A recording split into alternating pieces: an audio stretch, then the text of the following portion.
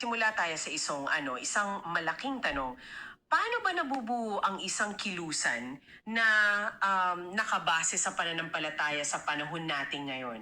Hmm, Kasi para sa pagsisilid natin ngayon, meron tayong fascinating na collection ng mga materyales, mga social media post, mga video ng testimonya, mga sulat tungkol sa isang Pilipinong faith healer sa Australia.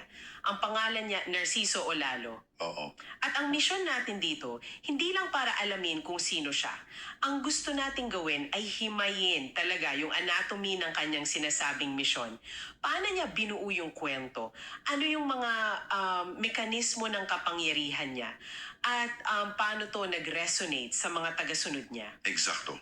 Parang ano tayo, parang mga arkitekto na titignan yung blueprint, no? At sa mga materyales na to, may tatlong pangunahing parte tayong bubuin. Sige, ano yung mga yon? Una, yung po, Yushum, yung pinagmulan niya o yung tinatawag niyang pagkatawag.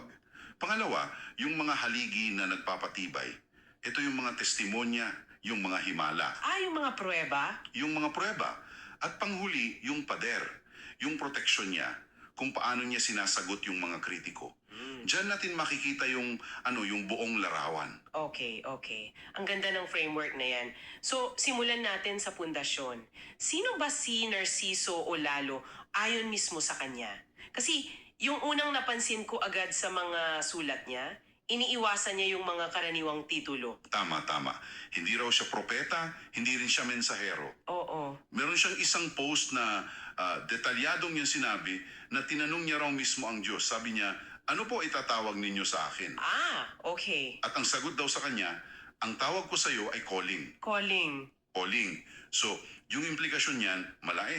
Pinuposisyon niya yung sarili na hindi bilang isang special na nilalang na may titulo. Parang ordinaryong tao lang siya. Isang instrumento. Isang instrumento lang. Ginagamit lang kapag may partikular na mensahe o gawain. Kaya siya mas relatable, mas madaling lapitan. At kasama ng calling na yan, may isang napakalinaw na utos. Ito yung paulit-ulit na lumalabas sa lahat ng materyales. Parang ito yung non-negotiable niya. Ito yung sentro talaga ng identity niya. Ang utos daw sa kanya, manggamot ka at mangaral. Walang pera na dapat kolektahin. Kahit isang sentimo, dapat ay libre. Libre. Binibigyang diin niya sa bawat pagkakataon. Absolutely free daw. At hindi lang siya salita. Based dun sa listahan ng mga krusada niya sa Pilipinas mula 2013 hanggang 2024, hindi lang libre ang gamutan. Ano pa? Pinapakain niya yung mga tao, minsan may pamasahe pa pauwi. Wow. So all-in alaga siya sa konsepto ng pagiging libre. Dito na nagiging mas komplikado. Kasi hindi lang simpleng panggagamot ang sinasabi niyang kakayahan. May ipinakilala siyang isang konsepto na parang nilalagay siya sa ibang kategorya. Ito yung pagiging astral healer. Ano ba yung pinagkaiba nito sa sinasabi niyang ambularyo? Ayan, mahalaga yung pagkakahiwalay na yan. Kasi ayon sa paliwanag niya, ang ambularyo, yun yung nakakapanghula. Pero parang 50-50. Pwedeng tumama, pwedeng hindi. Pwedeng tumama, pwedeng hindi. Yun yung common na naisip natin. Pero yung pagiging astral healer, iba yung level ng claim. Mas mataas. Paano mas mataas? So hindi lang ito tungkol sa kakayahang makita yung hinaharap? Eksakto, hindi lang makita kundi baguhin. Baguhin. Mas aktibo yung papel niya. Mas aktibo. So kapag may nakita siyang pangitain, halimbawa, aksidente, may kapangyarihan daw siyang pigilan yun. Pero, eto yung catch. May isang napakahalagang kondisyon. Ano yun? Nakasalalay lahat sa paniniwala ng taong involved. Kung maniniwala sila sa babala niya, hindi raw matutuloy. Pero kung magdududa sila, Tiyak na mangyayari. tiyak na mangyayari. Teka, yan ay isang napakalakas na mechanism, no? Kasi kung hindi gumana o kung matuli man yung aksidente, ang daling sabihin na kasi hindi ka sapat na naniwala. Yun ang isang interpretasyon. Parang may fail-safe na inililipat yung responsibilidad mula sa healer papunta sa pasyente. Pwede, pero sa pananaw niya, ito yung batas ng universo na sinusunod niya. At may kwento siya para patunayan yan. Sige. Sa isang sulat niya, kinuwento niya yung isang kaibigan na dinalaw niya. Habang natutulog siya roon, nananginig siya na mababalian ng buto yung kaibigan. Okay. Sinubukan niyang sabihin kinabukasan pero binaliwala lang daw, ayaw makinig. Pag uwi ni Ulalo, ayun na, nakatanggap siya ng tawag. Anong nangyari? Nadulas daw sa banyo yung kaibigan niya, nabali nga yung buto. Para kay Ulalo, direktang pruweba to na yung pagdududa, yun yung nagpahintulot sa aksidente. Okay, okay. So, bukod sa pagiging astral healer, may tatlong pangunahing kapangyarihan siyang mas detalyadong inilatag. Unahin natin yung paggamot gamit ang boses. Oo, ito yung pinakakaraniwan na nakikita sa mga video online o sa telepono. Simple lang yung premise. Gagaling yung tao basta naniniwala sila sa kanya bilang kasangkapan. Instrumento lang ulit. Instrumento lang. At kay Jesus bilang yung tunay na source ng healing. May quote pa nga na sinabi raw ng Diyos sa kanya, "Ikaw ang nagagamot pero ako ang nagpapagaling." Laging may distinction. Laging may ganun. He's just a channel. Okay, ano yung pangalawa? Ito yung para sa akin isa sa pinaka-intriguing Yung tinatawag niyang power of mind. Oo. Na kaya niyang makita yung kwento ng buhay at mga kasalanan ng isang tao kahit pa yung mga patay na. Teka, yung ability na makita ang kasalanan, yan ay isang napakalakas na tool para sa isang spiritual leader, di ba? Sobra. Lumilikha to ng isang dynamic kung saan siya yung may hawak ng informasyon na baka hindi mo alam o ayaw mong aminin tungkol sa sarili mo. Walang duda. Nagbibigay ito ng instant authority and credibility. May isang testimonya, yung babae sa telepono. Bigla na lang siyang tinanong ni Olalo tungkol sa isang namatay na pasyenteng Indiano. Ah, naaalala ko yan. Tapos, pati sa isang malaking kaso na hinarap ng babae. Nagulat yung babae kasi lahat daw totoo at walang ibang nakakaalam. So sa isang iglap, nagkaroon siya ng malalim na otoridad sa buhay ng taong yun. At yung pangatlo, yung paghula o prediction na konektado dun sa pagiging astral healer niya. Tama? So meron tayong framework, paggamot sa boses, pagbasa ng nakaraan at kasalanan, at paghula sa hinaharap. Pero 'di ba, ang daling sabihin na may kapangyarihan ka, ang tunay na nagpapatibay diyan ay yung mga kwento. Yung mga testimonya. Oo, yung mga taong natulungan mo. At sa mga materyales na binigay mo, kitang-kita na sentro talaga yung mga testimonya. So suriin natin yung ilan sa mga pinakakapansin-pansin. Sige, unahin natin si Jess mula sa Mindanao. Mula to sa isang video ng krusada noong 2018. Meron daw siyang adenoid na nagdudulot ng pagkakabutas ng eardrum niya. At kailangan ng operasyon na mahal. Mahal? 35,000 hanggang 70,000 pesos? Malaking pera yon. Sobra.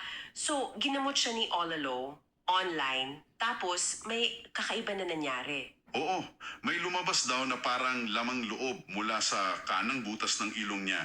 Pagkatapos nun, sabi niya nawala agad yung lagnat at sakit niya. Agad-agad. Agad. Tapos kinagabihan may lumabas ulit, sa kaliwa naman. Ang ending kinabukasan, ayon sa kanya, nakapasok na siya sa eskwela na parang walang nangyari. Wow. Pero ang interesting dyan, sa kwento niya, binanggit niyang kasabay nito, umiinom din siya ng gamot mula sa doktor. Ah, okay. Hindi niya tinago yon. Hindi niya tinago. Sa isang banda, para sa isang kritiko, pwedeng sabihin, yung gamot ang gumana. Pero para sa isang naniniwala, pinapakita nito na yung himala at siyensya pwedeng magsabay. Hindi sila magkalaban. Magandang punto yan. Nagpapakita ng transparency. Oo, na maaring makadagdag pa sa credibility niya. Okay, sunod na kwento. Yung babae sa isang video na may bukol sa suso. Naoperahan na pala siya dati. 15 years ago, oo. Pero bumalik yung bukol. At ayon sa kanya, anong nangyari? Pagkatapos siyang gamutin ni Olalo sa telepono, habang pinapainom din siya ng lemon na common alternative remedy, nawala raw yung bukol.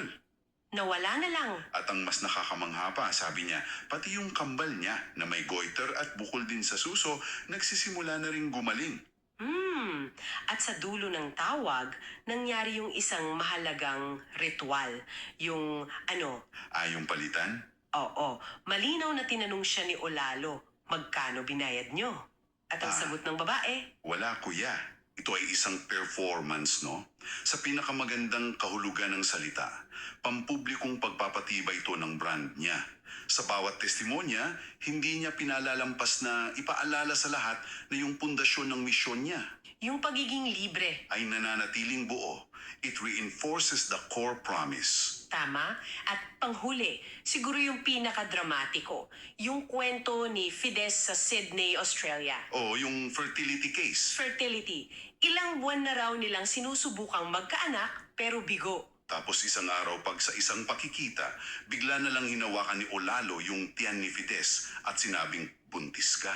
Na syempre, hindi niya pinaniwalaan agad. Siyempre, ayon sa kwento nilang mag-asawa, napakot pa nga raw si Fides, parang nagtago pa. Pero pagkatapos ng 20 minutes, dahil na rin sa pag-uudyok, Nag-pregnancy test siya. nag-pregnancy test at nag-positive. Alam mo, dito natin makikita yung tinatawag na confirmation bias sa pinakamalakas nitong anyo, no? Nung narinig niya yung buntis ka, kahit hindi siya naniwala, naitanim na yung ideya.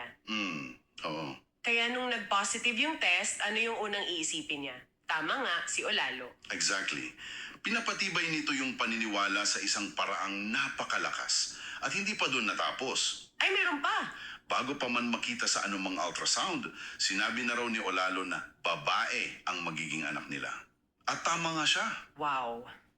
So kung pagsasama-samahin natin yung mga kwentong infeksyon, bukol, fertility, lahat, nagsisilbing ebidensya para doon sa tatlong kapangyarihan na tinalakay natin. Healing by voice, seeing things others can't. At yung kapangyarihan ng pananampalataya. Ito yung mga haligi ng kilusan niya. Siyempre, sa mundong puno ng impormasyon, ang mga ganitong extraordinary claims, tsak na magkakaroon ng kritiko. At sa kaso niya, ang pinakamatinding akusasyon ay ang pagiging false prophet. Oo, laging nandyan yan. Pero imbes na iwasan, direkta niya itong hinaharap sa isa sa mga sulat niya. At dito napapasok yung huling parte ng arkitektura natin, yung pader na pananggalang. Pero hindi lang siya nagtatanggal. Anong ginagawa niya? Umaatake rin siya. Ayon sa isang mahabang paliwanag niya, para sa kanya, ang mga tunay na false prophet daw ay yung mga pari at pastor. Binaliktad niya. Binaliktad niya. May tatlo siyang pangunahing argumento para dito. At linawin lang natin, ito yung pananaw niya mula sa materyala. Oo, malino yan. Sige, ano yung una? Una, nangongolekta raw sila ng pera, mga donasyon, tithes, abuloy, na para sa kanya direktang paglabag sa utos ng Diyos. Na walang dapat kuliktahin. Pangalawa, wala raw silang kakayahang gumawa ng himala o magpagaling na para sa kanya ay palatandaan ng isang tunay na sugo. At yung pangatlo, Ano yun? nagtuturo daw sila ng mga salitang hindi galing sa Diyos. Ang buong narrative niya ay sinisiraan lang siya ng mga established na relihiyon kasi Kasi natakot sila. natatakot silang mawalan ng kita. Kung ang mga tao maniniwala sa libreng panggagamot, sino pa yung magdodonate? So hindi lang pala depensa o pensa rin pala. Sa pamamagitan ng pag-atake sa mga institusyon, parang binibigyan niya ng dahilan ang mga followers niya na huwag nang pakinggan yung kritisismo mula sa labas. Tama. It's a way of controlling the narrative. Gumagawa siya ng isang in-group, yung mga tunay na naniniwala, laban sa isang out-group ng mga institusyon na pera lang daw ang habol. At yan ay isang napaka-epektibong rhetorical strategy. Lalo na sa mga nangangailaman. Lalo na sa pag-frame niya sa laban bilang pananampalataya laban sa pera, inilalagay niya yung sarili niya sa panig na mas kaakit-akit. Kaya't sa maikling panahon, nabuo natin yung larawan, no? Nasuri natin yung anatomy ng kilusan ni Narciso Olalo, yung pundasyon ng calling niya bilang ordinaryong tao na may direktang utos na maging libre, yung mga haligi ng kapangyarihan niya bilang astral healer na suportado ng mga dramatikong testimonya, at yung matibay na pader ng kanyang depensa kung saan siya pa yung umaatake sa mga kritiko. At ito siguro yung iiwan naming ideya para sa iyo. Ang mga materialis na ito ay nagpapakita ng isang mundo kung saan ang paniniwala hindi lang siya panloob na damdamin. Isa siyang aktibong puwersa na may tunay na epekto. Oo. Ayon sa konsepto ng astral healer, yung paniniwala sa babala, kayang pumigil ng sakuna. Yung pagdududa, tinitiyak na ito ay magaganap. Dito, ang pananampalataya ay hindi passive. Ito yung mismong mekanismo ng pagbabago. Kaya ang tanong na maiiwan sa atin ay, sa isang mundong puno ng impormasyon, puno ng pag-aalinlangan, gaano kalaki ang papel ng ating sariling paniniwala o ng ating pagdududa sa paghubog ng katotohanan ng ating nararanasan. Maraming salamat sa pakikinig sa audio tungkol sa mga himala ng Diyos. For more information about Narciso Olalo, please visit his YouTube channel. Doon makikita nyo yung actual na testimony sa mga taong ginagamot ni Narciso Olalo absolutely free. Once again, thank you very much. Please don't forget to share.